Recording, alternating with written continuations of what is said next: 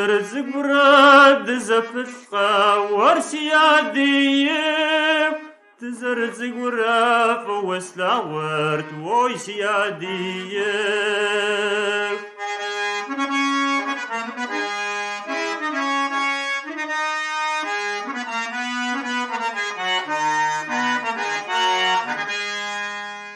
سورش حاجة سقوبش سارت ويسيادية سقوبش ساو سبجا بغرت ويسيادية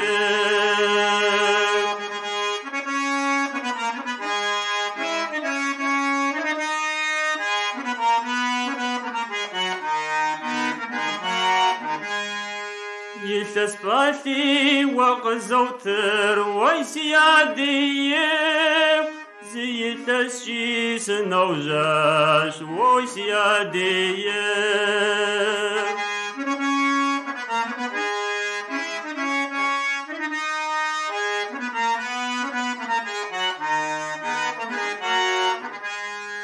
مزباثق خوجر ويسيادية مرم جشما يريحة وسيادية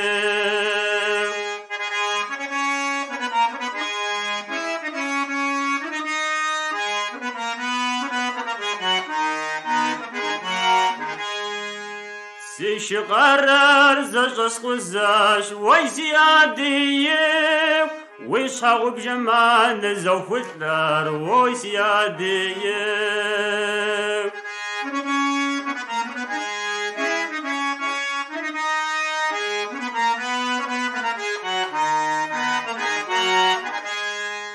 واشحاغ بجرق زوزر ويسيادية شمز قدري دجاجاش ويسيادية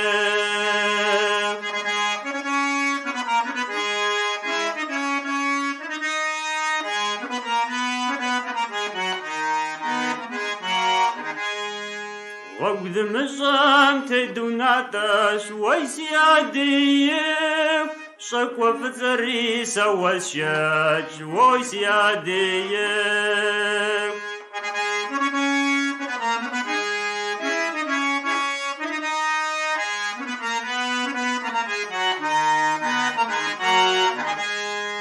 ززت شجري دجاجاغا ورسيادية وقد مجام دشك خجم ويسيادية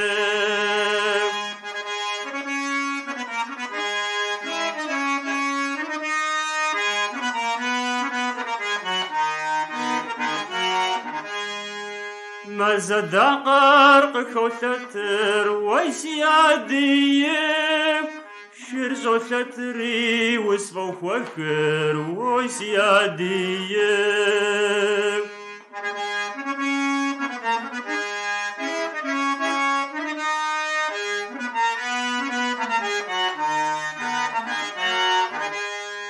وسفو خوخري وسفي وجر ويسيادية مرجاش بزاجة وغتشجاش ويسيادية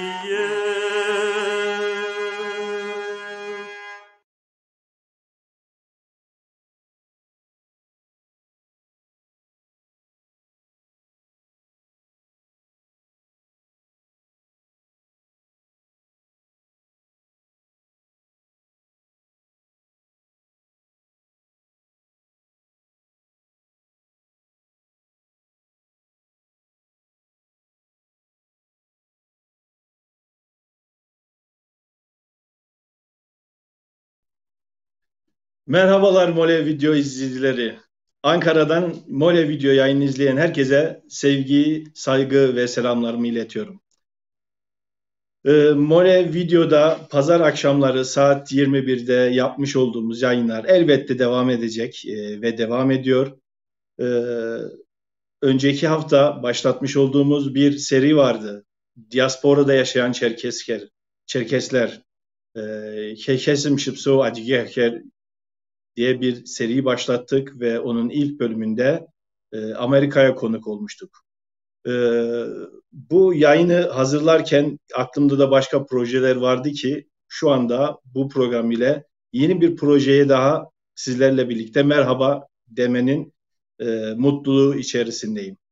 Projemiz nedir? Kısaca bahsedecek olur isek, Mole video olarak yerel işletmeler derken ev ortamı olsun veyahut da bulundukları illerde yöresel Çerkes ürünleri özellikle belirtmek istiyorum. Yöresel muhakkak Anadolu'nun birçok noktasında yöresel gıdalar, ürünler mevcut ama biz tabii ki Mole video olarak konu olarak Çerkes ürünlerini yapan hemşerilerimizle bu ürünlerini tanıtmak, siz değerli tüketicilerle buluşturmak için bir yayın kuşağı düşünüyorduk ki biraz önce de bahsetmiş olduğum gibi bugün ilk bölümümüzle birlikteyiz. Bu yayın fikrimi yaklaşık olarak birkaç gün önce paylaşmıştım internet ortamında ve sağ olsun anında Ender Kankoç abi bir uyarıda bulundu, bilgi paylaşımında bulundu ve Levent benim halam, hediye halam da bu şekilde Ankara'da ürünler yapıyor diye bildirdi. Ne yapıyor Ender abi diye sorunca hamur işleri yapıyor, halva yapıyor. Yapamayanlar veyahut da yapma imkanı bulamayanlar, zaman sıkıntısı olanlar veyahut da yapıp da biraz daha hızlı bir şekilde bu ürünlerden tüketmek isteyenler hediye halamdan bu şekilde temin edebiliyor ve bunların tadlarına bakıyor deyince yani konu salya olunca yer gök durur, dağlar durur, dünya durur dedim. Bu şekilde ilk yanımızı bu şekilde bir üretim yapan ablamızla, değerli büyüğümüzle yapmayı uygun gördüm. Bu konuda da şu duyuru yaptıktan sonra Hediye ablamızı da fazla bekletmek istemiyorum. Bu şekilde Türkiye'nin farklı bölgelerinde, farklı ilçelerinde bu tip Çerkez peyniri, isti peynir, veyahut da şu anda sayamayacağım başka e, ürünleri, özellikle gıda üzerine ürünleri veyahut da el işi ürünler de olabilir. Mesela heykel yapan kişiler olabilir, biblolar yapanlar olabilir, el sanatları olabilir, başlık olabilir mesela gibi ürünler yapıp bunları satışını da bireysel olarak gerçekleştiren hemşerilerimiz var ise benimle irtibata geçerlerse büyük bir mutluluk duyarım ve ileriki yayınlarımızda onlarla da birlikte ürünlerin tanıtıcı programlar yapmak isterim. Bir dipnot daha paylaşmak istiyorum. Levent bu programı neden yapıyor diye soracak olursak öncelikle herhangi bir ücret talebimiz vesaire yok. İzleyenler veyahut da programa katılanlar Çerkez parası verirse o bizim için büyük bir kazançtır diyoruz. Amaç insanlarımızı bir şekilde bir büyük ulusal radyo televizyon olmasak da tüketicilerle tanıtmak, iletmek, bilgi istişaresinde bulunmak, onları tanıtmak amacıyla bu şekilde bir yayın kuşağına merhaba dediğimizi de paylaştıktan sonra Ankara Eryaman mahallesine gidiyoruz. Evet.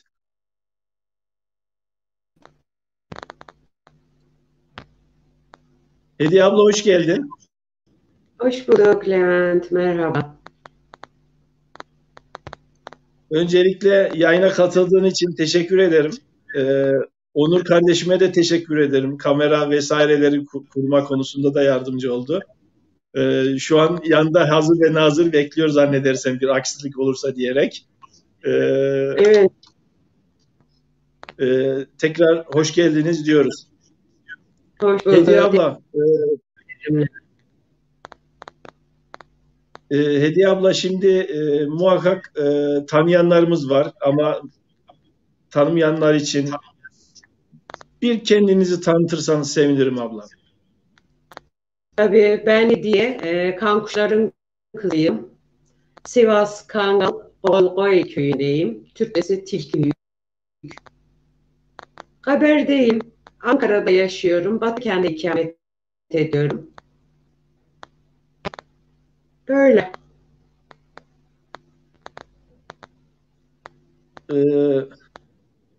Sevgili izleyiciler, biraz önce gün içerisinde 2 kere bağlantı kurduk. Ses de görüntü de fena değildi. Onur, ince bir cızırtı geliyor ama artık şu anda herhalde bir şey yapamayız. O yüzden izleyicilerimiz de kusurumuza bakmasın diyorum. Ama ses daha net bir şekilde duyuluyor zannedersem. Hediye abla, şimdi Ankara'da Eryaman'da ikamet ediyoruz zannedersem. Batıkent. Batkent, özür dilerim. Batkent'te ikamet ediyoruz. Eryaman'daki izleyiciler herhalde beni andı. Eryaman dedim. Şimdi Hediye abla, bildiğim kadarıyla Çerkes hamur ürünleri, halve, velibah, halvane, her ne kadar Osset milli yemeği olsa da fıçın gibi hamur işlerini yapıp hazırlayamayanlar, bilmeyenler veyahut da hızlı şekilde tüketmek isteyenlere hazırlayıp satıyorsun diye biliyorum. Doğru mudur abla? Evet, Levent'ciğim, ben emekli memurum. Eğitim olarak da ev ekonomisi ve beslenme mezunuyum. Mutfakla aram iyi.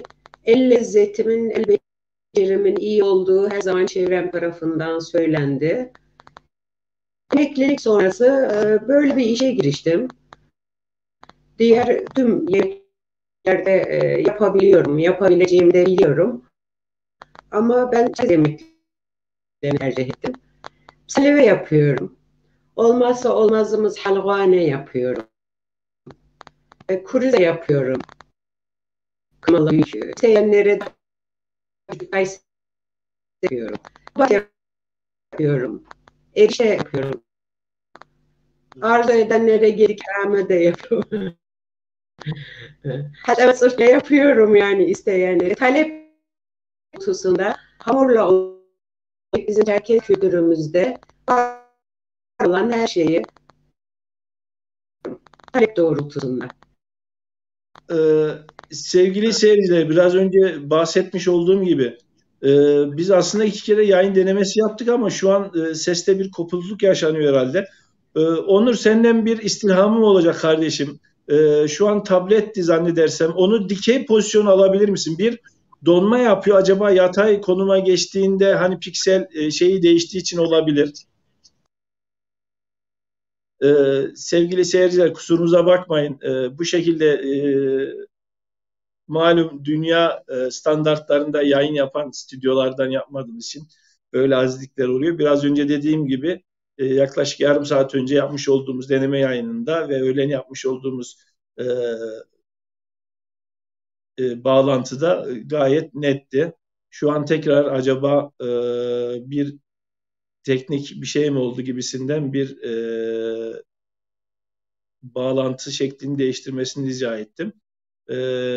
Oluyor dedim, şöyle oluyor. Bugün yarın akşam program yapacağız. Anavatana giden 4 kadın gezginden oluşan bir grup vardı. Onların yapmış oldukları geziye dair, Anavatan gezilerine dair bir söyleşimiz olacak. Bugün onlarla da bir öğlen saatlerinde prova yaptık. Yayınımızı denedik, istişareyi de bulunduk. Tam yayını kapattıktan 1-2 dakika sonra bilgisayar kasasından bir ses geldi ve zannedersem rahmete kavuştu. Artık neresinde bir sıkıntı varsa onu bir tespit etmeye çalışacağım. Şu an Allah'tan evde eski bir laptopumuz vardı. Onun aracılığıyla yapıyorum. Yayınımızın ardından hemen tekrar bilgisayarımı tamir etmeye çalışacağım. Dışarıda çıkamıyoruz. Elimiz ayağımız bağlandı. Böyle sıkıntılar da oluyor. Yani dünya hali diyorum. Ve Hediye ablamızı tekrar alıyorum. Artık yayından veyahut da internet bağlantısından da olabilir diyerek. Hediye abla, tekrar hoş geldin. Merhaba, hoş bulduk. Abla, Güzel. Biraz önce hamur işlerinin hemen hemen tamamını saydın. Halveden tutalım, guruze, volibah, gubate, fıçın, halametçırt gibi ürünlerin tamamını saydın. Bunları pişirerek mi insanlara dağıtıyorsun, satıyorsun veyahut da bunları yapıp dondurduktan sonra insanlar bu şekilde mi temin ediyor? Bunları tamamen dondurarak satıyorum Levent. Çünkü çoğu patatesli olduğu için patates pişip dolaba girdikten sonra çıkarıp ısıttığında tadında değişiklik oluyor. Helveyi de, gubateyi de bunların hepsini donduruyorum pişmeden. O şekilde poşetliyorum. Kiloluk poşetler halinde. O şekilde satıyorum. Alıcı kendi pişiriyor. Helveyi de, gubateyi de. Helvaneyi içinde patates olmadığı için pişirip satıyorum. Nasıl talep ederlerse, nasıl isterlerse. Bir de gubate çok emekli. Kat kat açıyorsun, incecik açıyorsun. İçine patates koyuyorsun. Pişirip dondurduktan sonra difrizden çıkıp ısıttığında o kalitenin bozulduğunu gözlemledim ben. O nedenle pişirmeden atıyorum difrize. Alıcı kendi arzu ediyorsa difrizine pişmemiş bir şekilde koyuyor.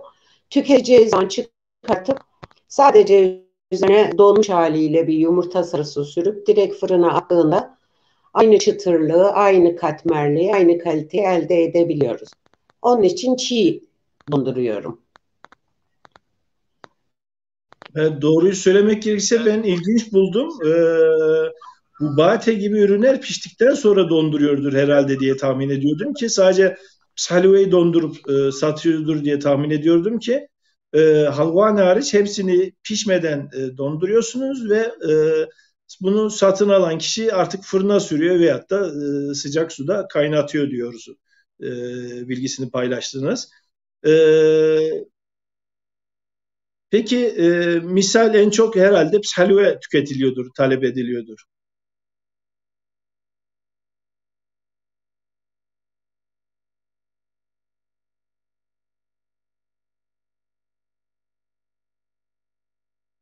E,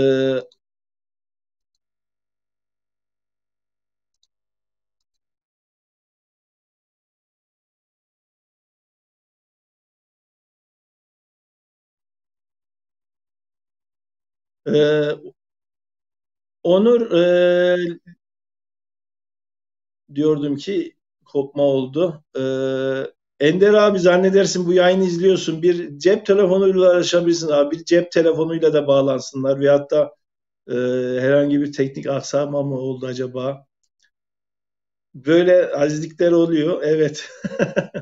Evet, yorumlara bakayım. Şimdi bu şekilde yerel anlamda ürünler yapıp satan kişiler var mı acaba? Mesela Ersin yazmış, e, Düzce'de köy yumurtası üretimiyle de uğraşıyor kendisi. Acaba Gubateler'de, Halvanelerde köy yumurtası mı kullanıyor diye bir gülücük attığını görmüştüm e, bu şekilde.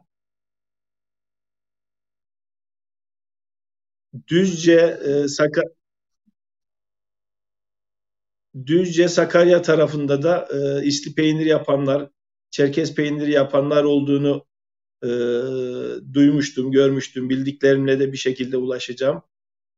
Haftaya da Kayseri'den bir Çerkez peyniri yapımcısıyla bir programımız olacak cumartesileri. Bu yapacağımız yayınları daha çok e, cumartesi günleri bu şekilde bu saatlerde yapmayı planlıyorum. Akşamları başka kanalların yayınları var. Pazar akşamı da diğer yayınımı da gerçekleştiriyorum. Derken halen gelemediler. E, Onur acaba sesimi duyuyor mu Onur diyeceğim ama yayından koptular. Şöyle resimler paylaşayım onlar gelene kadar. Volibak güzel bir gıdamız, yiyeceğimiz. Bu şekilde dondurulmuş bir şekilde pişmeden yaptığını belirtti biraz önce. Bunu satın alan kişi bir tava üzerinde bunları pişirerek, üzerine tereyağı ve şate, kaymak sürerek de tüketebilir. Kafkasya'da bu oldukça tüketilen bir gıda. Özellikle Balkar bölgelerine, Balkarların yoğun olarak yaşadığı bölgelerde daha çok yapıyorlar diyebilirim. Elbruz'a giderken filan özellikle tesislerde bunun ama bol kaymaklısı, bol yağlısı şekilde tüketiliyor. Ve olmazsa olmaz bir klasik Anadolu'muzda en çok tüketilen Çerkez yemeği diyebilirim. Biz halve diyoruz biz. Bazıları diğer Türkçe belirtenler Çerkez mantısı diyor. Gurize diyorum. Hingel diyenler var. Vesaire vesaire şu an aklıma gelmedi. Fıçın evet Osetlerin milli yiyeceği olan fıçın e, oldukça zevkli bir şekilde de tüketilmekte.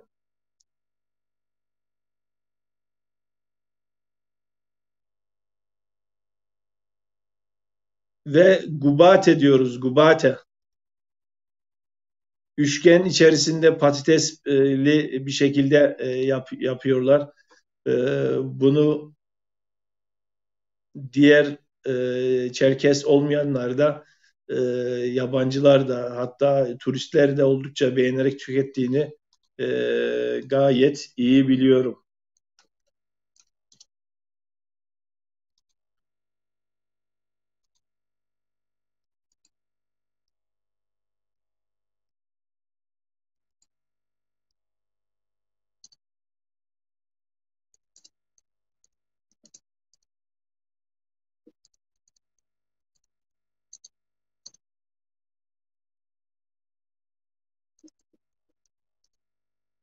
Diğer yandan da yazışmaya ya dediğim gibi hani yapmasak ama iki kere yayın denememizi de yaptık. İlk yayında böyle bir azizlik olması da doğruyu söylemek gerekirse biraz üzen konu oldu. Şu anda yayınımız sevgili seyirciler Mole Video grubunda e, evet geliyorlar zannedersem. Mole Video grubunda Levent Kaplan Facebook sayfasında ve Mole Video YouTube sayfasında aynı anda canlı olarak yayınlanmakta.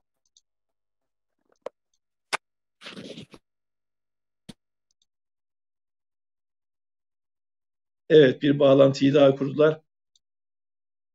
Ee, Onur dikey konumda durursa Onur dikey yatay yapmayalım. Yatay piksel şeyi artınca yük biniyor o yüzden yatay yaparsan daha iyi olur.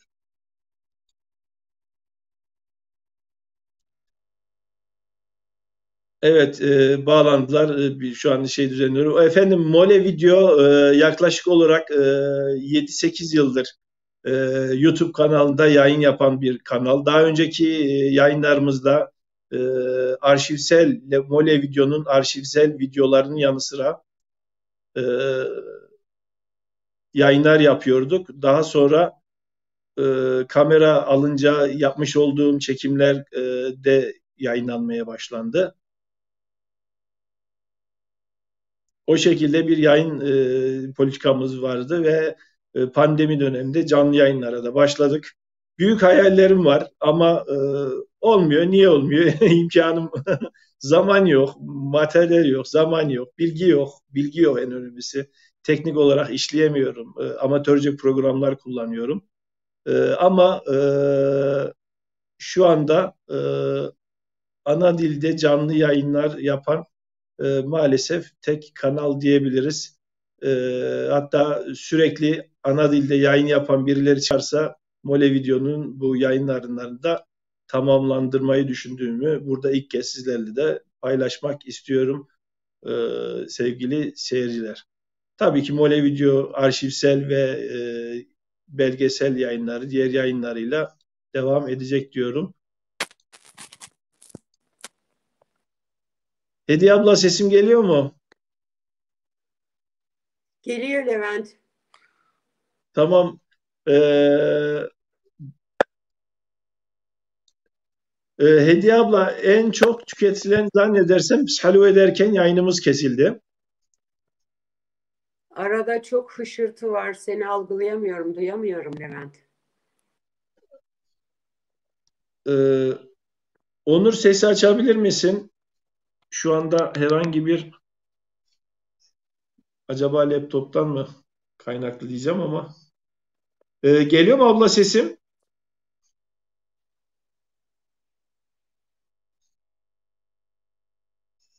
Onur kulaklıkla da deneyebilirsin.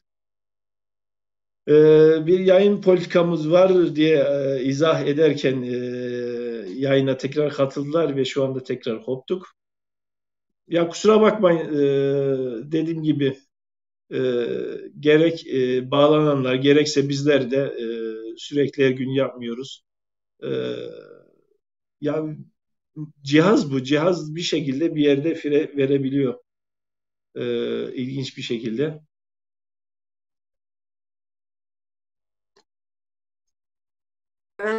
Duyuyor musun beni? Hediye abla sesim geliyor mu tekrar? Geliyor senin sesin. Sen beni duyuyor musun? Gayet net geliyor Hediye abla.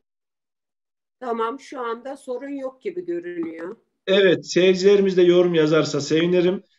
Hediye abla bence bu psalue lafını duyunca yayın kilitlendi. İnternet Şu dondu. anda ve gürültü var. Seni kesinlikle duyamıyorum. Sanıyorum bu yayını bitirmek zorundayız Levent, teknik aksaklıklar nedeniyle. E, Tamamlayamayacağız.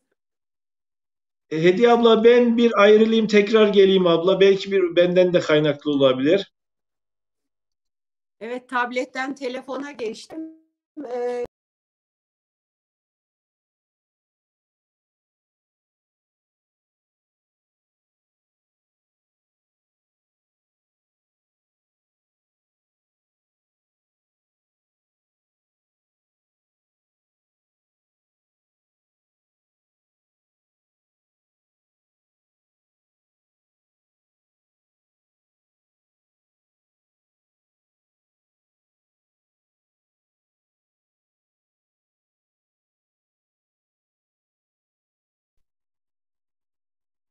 E, Hülya Kızılkaya mesajlarını alıyorum.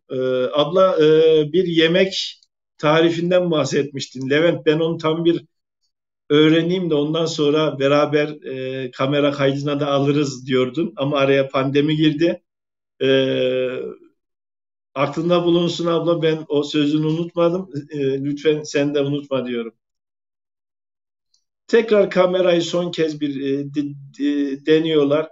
E,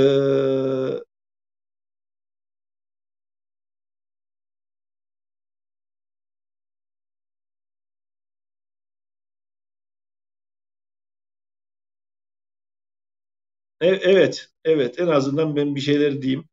E, ola ki yayınımız sonlanırsa diye ben şurada reklam bilgilerinde paylaşmak istiyorum telefon numaralarını. E, evet.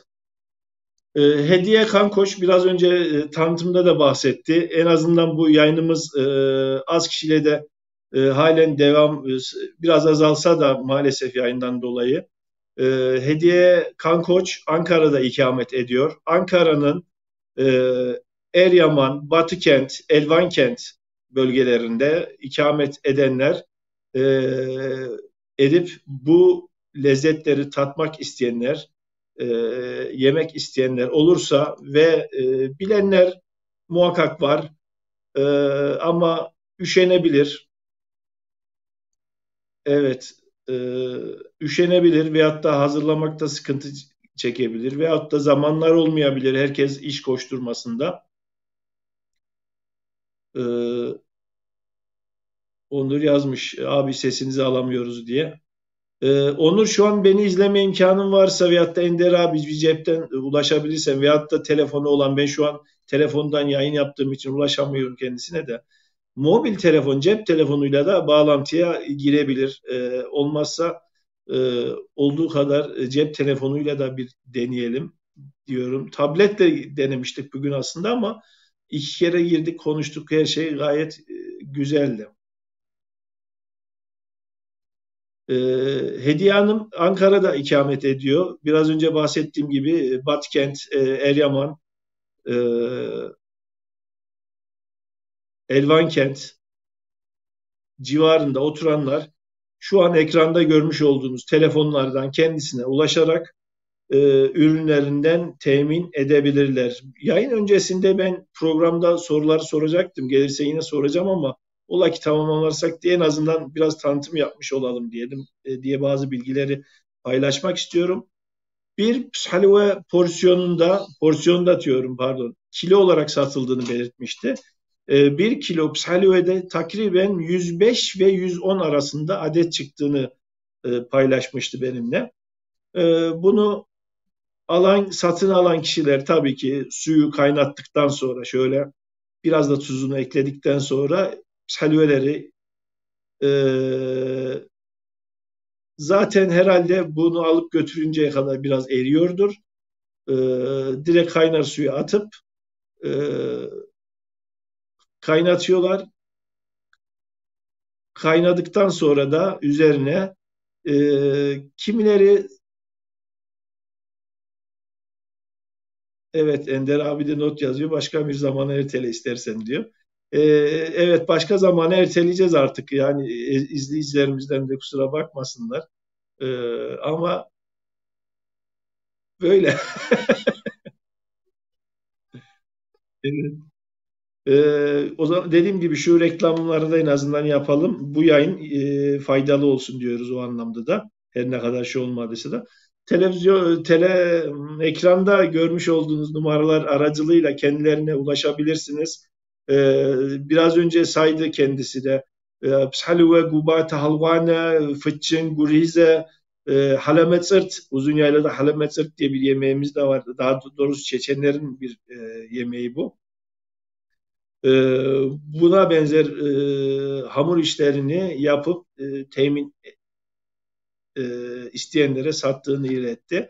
Telefondan ulaşırsanız e, Batıkent'te adresini filan tarif eder kendisi. Bu şekilde gidip hemen dondurucudan çıkartarak 1 kilo, 5 kilo, 10 kilo artık neyse hazır olarak bazı ürünlerinde bulunduğunu, bazı ürünlerinde zannedersem Gubate gibi ürünlerinde istek ve talep ardından hazırladığını belirttiği gibi anladım ben sohbetimizde. Ama özellikle salve gibi yiyeceklerimiz önceden hazır bulunuyormuş. Bu şekilde telefonla kendisine ulaşarsanız bunların pişmemiş çiğ haldeki ürünlerini alabilirsiniz. Ve bunu evimizde rahat bir şekilde tüketebiliriz. 1 kilo halvede 105-110 adet tanenin olduğunu belirtti kendisi. Bundan yaklaşık olarak benim gibi benim gibi biraz kilosu düşük arkadaşların, yemeği seven arkadaşların 2 kişinin veyahut da orta halli bir ailenin tam anlamıyla 3 kişinin doyurduğunu ama şöyle bir tadımlık yemeğin yanında şöyle aparatif olsun gibi olsun dedi 1 kilodan 4 kişinin de gayet net bir şekilde yiyebildiğini belirtti. Tabii ki bunun en makbul şekli de tepsiye dökeceksiniz. Herkes çatalları da alacak. Yürü ya oğlum deyip çatalları bandırıp yiyeceğiz. Bu halimenin hakkı odur. Şöyle yağına da bandırarak, sarımsağına da bandırarak diyorum. Evet artık haftaya inşallah veyahut da tekrar bir bakarız. Belki yarın da yaparız ama yarın da birden de bu yayını yapmak istemiyorum. Tanıtımlar bir şekilde amacına ulaşsın istiyorum. E, Haftaya olmazsa cumartesi günü 2 program gerçekleştiririz. E, Haftaya cumartesi yine bu saatlerde Çerkez peyniri yapan ve Tuna Caddesi'nde ikamet eden bir ablamızla bir program gerçekleştireceğiz. E, Yayının başında da belirttiğim gibi bu şekilde peynir olsun vesaire olsun ürünler yapıp satanlar varsa e, onları nacizane bir şekilde tanıtalım, halkımızla buluşturalım. Amaç bu. Üretim onlardan, tanıtma bizlerden olsun diyorum. E, Bu şekilde.